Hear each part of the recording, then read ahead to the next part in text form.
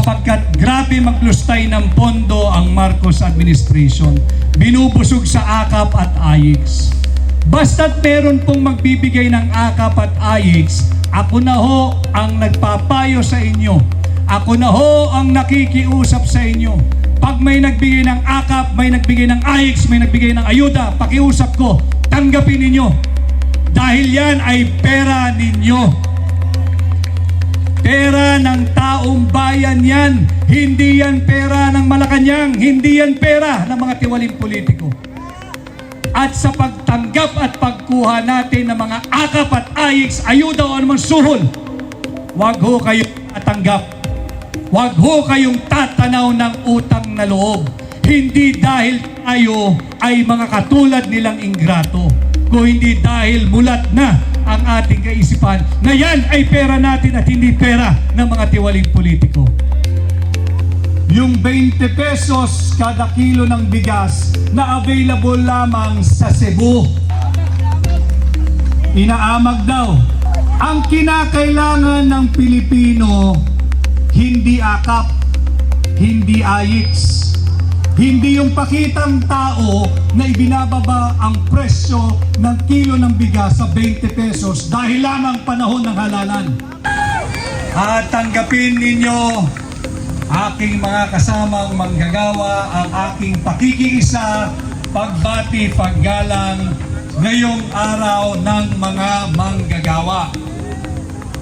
Ang aking mga kaibigan sa AGLO at sa Labor Power Movement, sa Maisog, kayo po ang dahilan kung bakit ako ngayon ay naririto sa inyong harapan kahit May 1 o araw ng manggagawa. Alam ho ninyo, malaking bahagi ng aking pagpapasya last year kung ako'y dapat lumahok o hindi dito sa midterm election ay kayo ang mga manggagawa, ang AGLO at ang Labor Power Movement. Sapagkat sa ating pagkukonsulta, ang lagi nating nakakasama, of course, si Attorney Jimmy Miralles na aking kaibigan, kinonsulta ko po ang iba't ibang sektor. At sinasabi ko nga, parang hindi ko linya ang pagkandidato. Subalit, ako ho ay tinanong, alam mo naman, Attorney Vic, na hindi kaaya-aya ang nagiging direksyon tinatahak ng kasalukuyang administrasyon. Kaya mo bang talikuran ang kapwa mo Pilipino? Kaya mo ba talikuran ang uring manggagawa? Kaya mo bang pabayaan na patuloy na atakihin at ikompormiso ang ating demokrasya? Kung ang sagot mo sa mga katanungang yan ay kaya mo, mauunawaan ka namin, huwag mong tanggapin ang imbitasyon at hamon na pamunuan ang tunay at maisog na oposisyon sa Senado. Subalit sabi ko sa kanila, bigyan lamang ako ng kaunting panahon at hayaang ako ay magnilay-nilay bago tayo magdesisyon. Sa aking pagninilay-nilay, ang aking sagot sa tatlong mabibigat na katanungang yan, hindi ko kayo kayang iwanan at hindi ko kayo kayang talikuran. Kanya ako ay naririto ngayon kumakatawan sa inyo. Ako po muli ang inyong kaibigan, Attorney Vic Rodriguez, number 56 sa balota, Senador ninyo, Pilipino, Abogado, Maisog. Ilang araw mula ho ngayon ay magtatapos na ang ating kampanya at ilang araw mula ngayon ay halala na. Napakinggan nyo na rin ho siguro ilang ulit ang aking mga nais gawin o layunin bilang senador ninyo. And I would just like to take this opportunity being in front of you this afternoon, first to give my respect to all of you, mga manggagawa, dahil ngayon ay araw ninyo. Pangalawa, upang ipaalala sa inyo what is at stake for our country this midterm election. Tuwing May 1, dapat ay selebrasyon. tuwing May 1 dapat ay nagdiriwang ang mga manggagawa. Subalit ilang taon paulit-ulit nakakalipas. Nagdiriwang ba ang uring manggagawa tuwing May 1? Palagian ang pagkilos ay paalala at panawagan sa pamahalaan kung sino mang administrasyon, iisang hiling, mapabuti ang estado ng uring manggagawang Pilipino dito sa sarili nating bansa. Halos 10 milyong Pilipino ang nangibang bayan dahil walang oportunidad o dili kaya kung meron man, mababa ang sahod ng mga manggagawa. Hindi sapat at hindi sasapat sa araw-araw na pangangailangan nating mga Pilipino. Halimbawa, dito sa Kalakhang, Maynila, ang minimum wage natin ay 645. Kung titingnan natin yung cost of living ng isang pamilya, kulang na kulang yung 645. Dito na yan sa Metro Manila. Imagine natin kung ano ang buhay ng ating mga kapwa Pilipino at kapatid na manggagawa sa labas ng Metro Manila. Bagamat ilang ulit ko ring nasabi na bilang senador ninyo, aking isusulong na magkaroon sana at dumating sana yung panahon na yan na magkaroon na ng pagkakapantay-pantay pagdating sa rate ng sahod ang mga nasa Metro Manila at nasa probinsya. Ito'y hindi magiging madali sapagkat gusto nating ipantay ang sahod ng mga manggagawa sa probinsya at Metro Manila. Subalit, titingnan din natin ang kakayahan na matugunan yan ng ating mga partner sa labor force. Ito namang mga mamumuhunan. Habang humihingi tayo ng karampatang benepisyo, dagdag sahod, hindi naman natin ninanais na wasakin, sirain at maging lugi ang ating mga partner, yung mga mamumuhunan, sapagkat mawawalan din tayo ng trabaho. Ang dapat nating pagtuunan, patuloy tayong manawagan sa gobyerno, sa administrasyon ni Bongbong Marcos. Tama na ang akap. Tama na ang AYIX.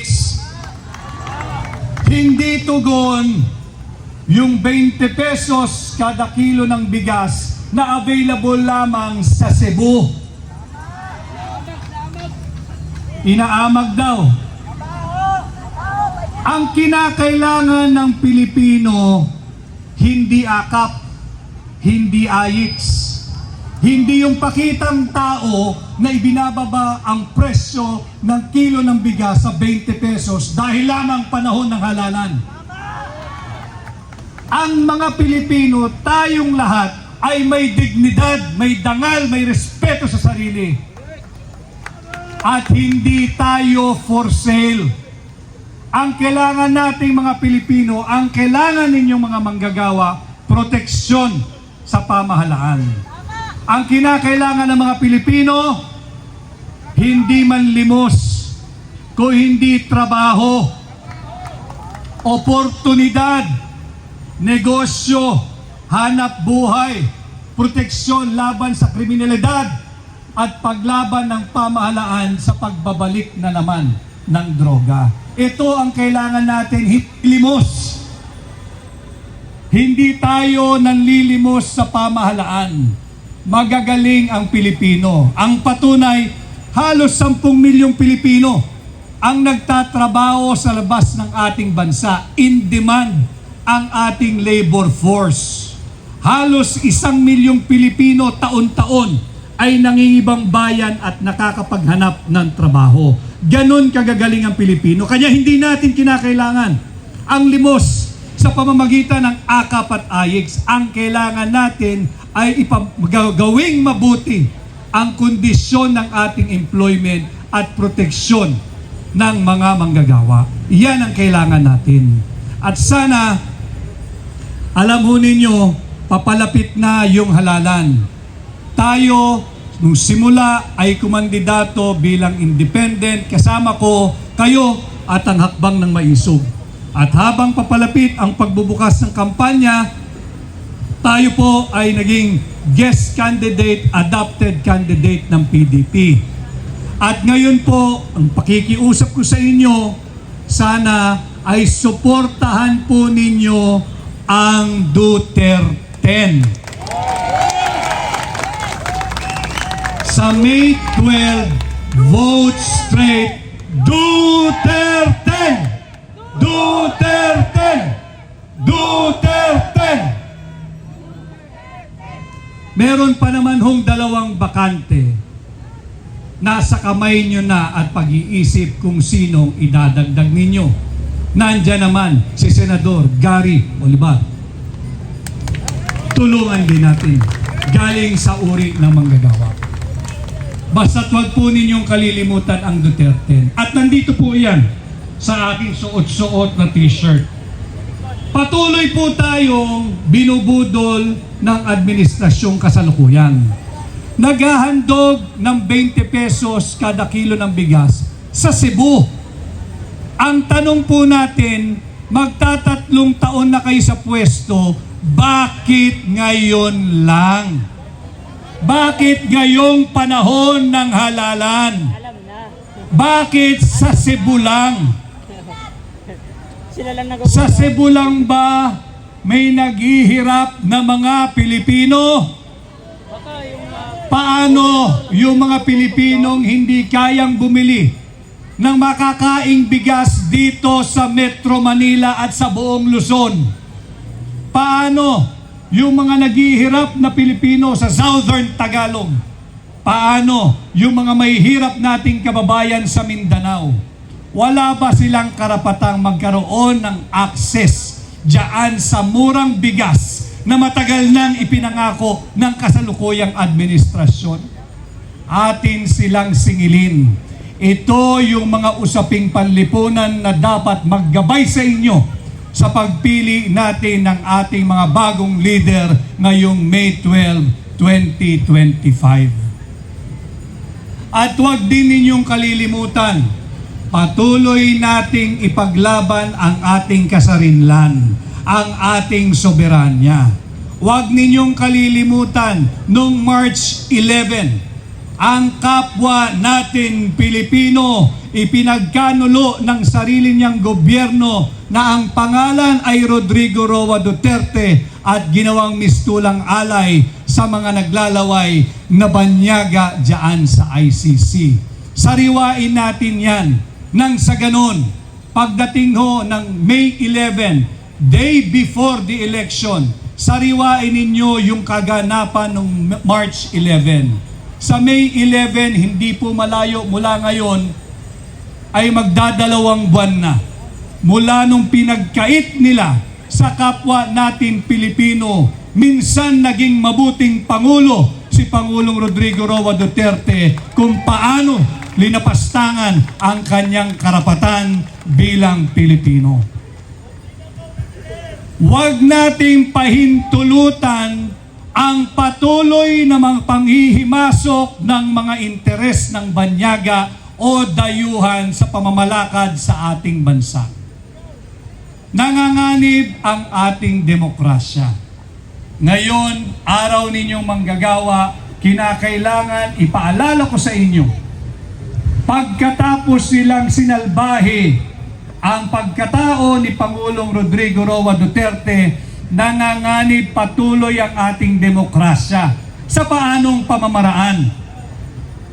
Pilit na nakawin ng iilang elitistang kongresista ang posisyon ng pangalawang Pangulo mula sa inyo, 32 milyong Pilipino na siyang nagpahiram.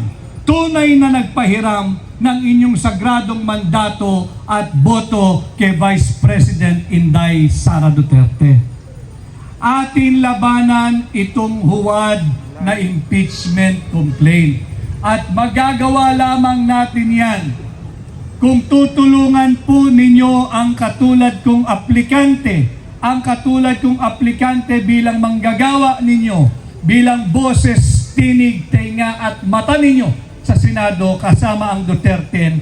Punuin po natin ang Senado ng mga Duterte. Duterte! upang malabanan natin yung huwad na impeachment complaint. Tulungan po natin, pahintulutan ninyo ako, banggitin ang pangalan ng ating mga kasama sa Duterte or sa PDP o yung Pilipinas Duterte pa rin. Duterte! Tulungan ho natin, dalhin natin sa Senado o sa Duterte si Senador Philip Ipe Salvador. Ang ating pong bansa ay may sakit. Kinakailangan natin ang talino at galing at pagmamahal ng isang totoong doktor, hindi yung nagdudoktor-doktoran na magaling magdoktor sa proseso ng papel sa gobyerno. Dalhin natin ang totoong doktor sapagkat may sakit ang ating bansa. Tulungan natin si Senador Marites Mata. Tulungan din natin. Biktima rin ito ng karahasan na nagmumula sa sarili niyang pamahalaan. Nakita natin na hindi rin-respeto pati ang simbahan. Tulungan natin, dalhin natin sa Senado ang number 53 sa balota, Senador Pastor Apollo C. Quiboloy. At mahalaga, nalalaman nung mga aplikanteng katulad ko, ano ba ang trabaho ng mambabatas?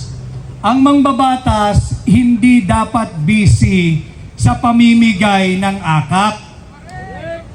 Ang mambabatas hindi dapat nakikialam sa pamimigay ng AIX. Ang mambabatas hindi parte ng trabaho nila ang magmudmod ng ayuda. Ang mambabatas hindi dapat pinakikialaman ang pondo ng PhilHealth. Ang trabaho ng mambabatas ay gumawa ng batas, magbalangkas ng batas, mag-amyenda ng batas. Kanya kinakailangan po dalhin natin ang aking mga kapwa abogado sa Senado na si Attorney Senador Raul Lambino. Tulungan din natin isa ring abogado, Attorney Senador J.V. Lo. Tulungan din natin hindi lamang musikero, magaling na musikero, magaling na abogado, dalhin natin sa Senado, Senador Jimmy Bondoc. At bahagi ng Duterte, matagal na ito season, veteranong mambabatas, magaling na abogado. Panahon na upang i-promote natin mula Kongreso, iangat natin sa Senado si Senador Attorney Dante Marcoleta.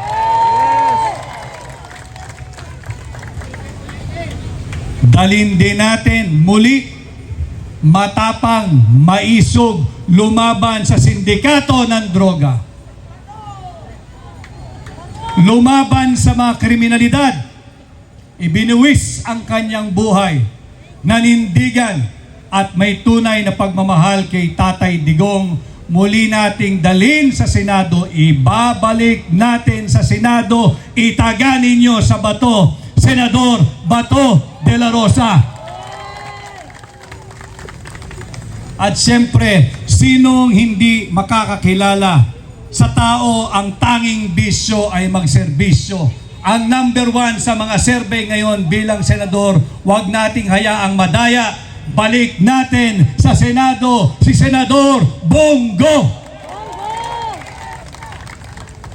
Ito po yung Duterte.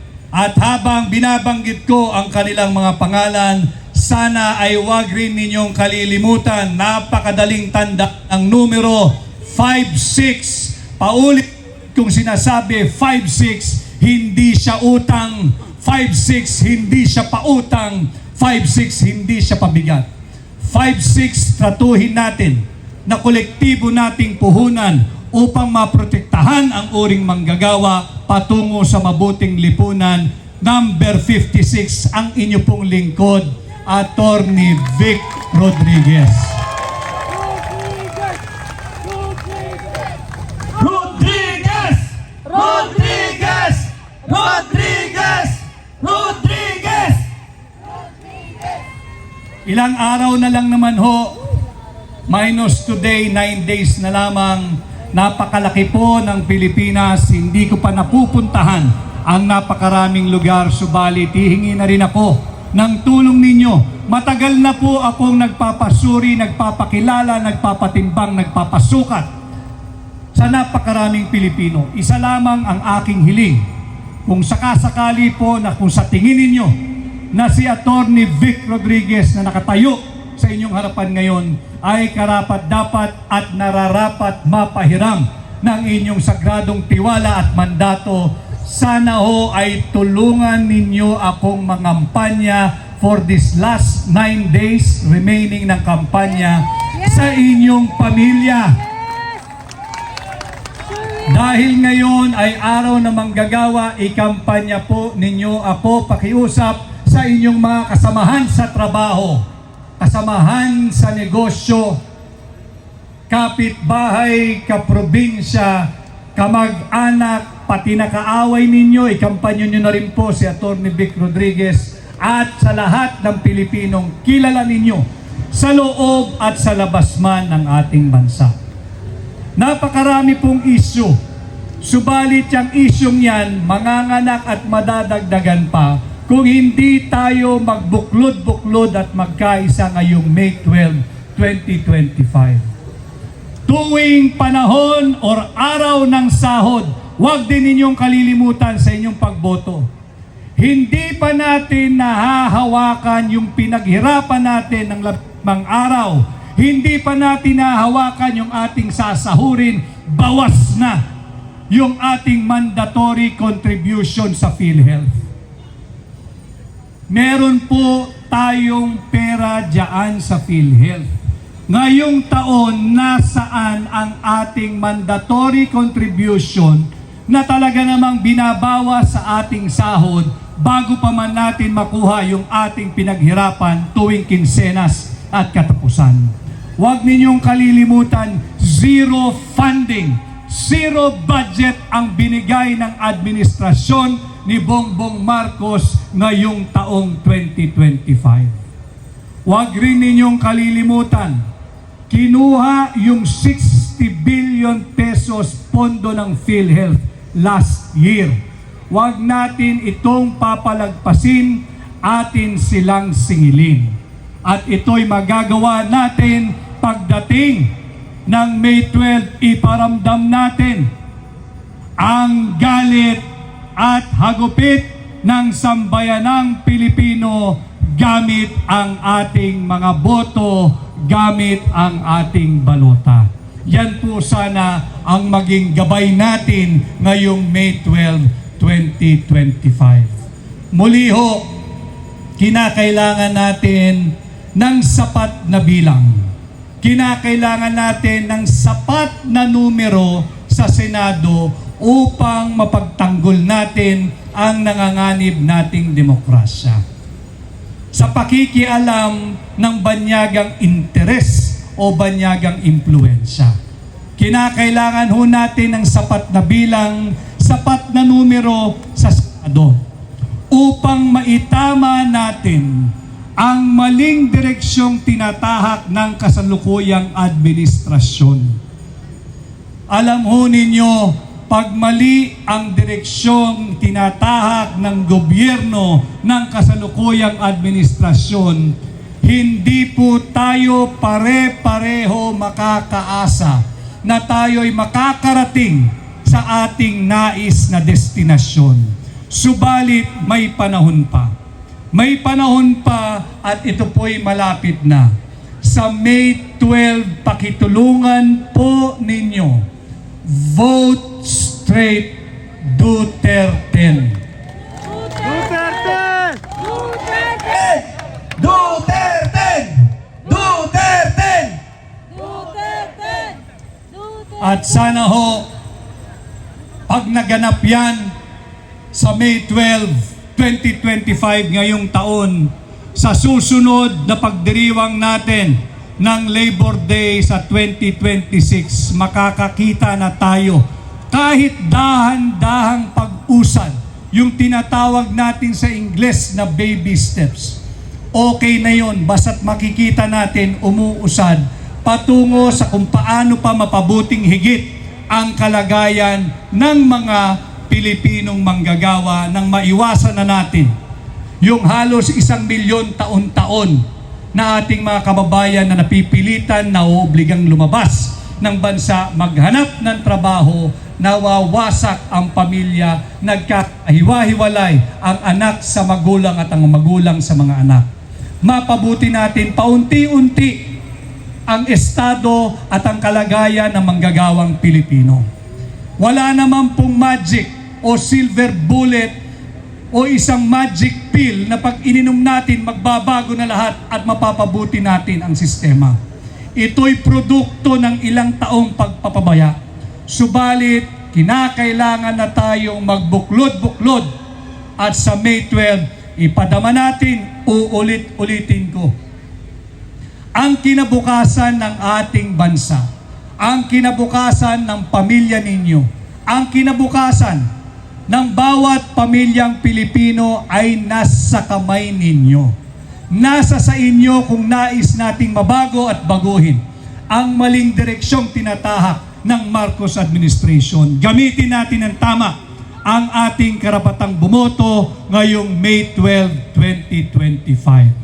Muli ho, ang aking pakiusap, tulungan ninyo, lumabas po kayo, hatakin ninyo ang inyong mga pamilya, ang inyong kapitbahay, bumoto ng maaga sa May 12, 2025 at sa pagboto ninyo, vote straight Duterte.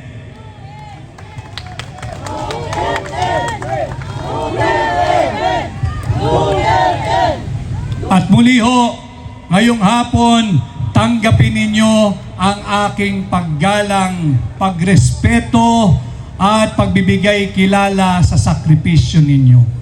Meron na namang usapin sapagkat grabe maglustay ng pondo ang Marcos administration. Binubusog sa AKAP at AIX. Basta't meron pong magbibigay ng AKAP at AIX, ako na ho ang nagpapayo sa inyo. Ako na ho ang nakikiusap sa inyo. Pag may nagbigay ng AKAP, may nagbigay ng AIX, may nagbigay ng ayuda, pakiusap ko, tanggapin ninyo. Dahil yan ay pera ninyo. Pera ng taong bayan yan. Hindi yan pera ng Malacanang. Hindi yan pera ng mga tiwaling politiko. At sa pagtanggap at pagkuha natin ng mga AKAP at AIX, ayuda o anumang suhol, wag ho kayong tatanggap. Wag ho kayong tatanaw ng utang na loob. Hindi dahil tayo ay mga katulad nilang ingrato, kung hindi dahil mulat na ang ating kaisipan na yan ay pera natin at hindi pera ng mga tiwaling politiko. At sa pagkuha natin ng pera natin ng AKAP at AIX, wag po ninyong isasangla kahit panandalian o dili kaya'y ibebenta ang inyong dangal, ang inyong dignidad, ang inyong pagkatao, ang inyong boto at kinabukasan ng pamilyang Pilipino. Yan po ang ating maging gabay ngayong May 12, 2025. At muli po sa aking pagharap, paulit-ulit sa inyo at sa napakaraming Pilipino, napakaraming ating kaibigan mula sa traditional media at new media, yung social media. Sa pagharap ko po sa inyong lahat, saan man panig ng Pilipinas at saan man panig ng mundo, ulitin ko ho, ako'y kusang loob at malayang nagpapakilala, nagpapasuri, nagpapatimbang, nagpapakilatis. At kung sakasakali po, sa gagamitin ninyong sukatan at batayan, ako'y papasa o pasado at maaari ninyong mapahiram ng inyong sagradong boto at sagradong mandato. Huwag po ninyong kalilimutan number 56 sa balota Attorney Vic Rodriguez, Pilipino, abogado, maisog, senador ninyo. Maraming salamat at magandang hapon po sa ating lahat. Mabuhay Atty.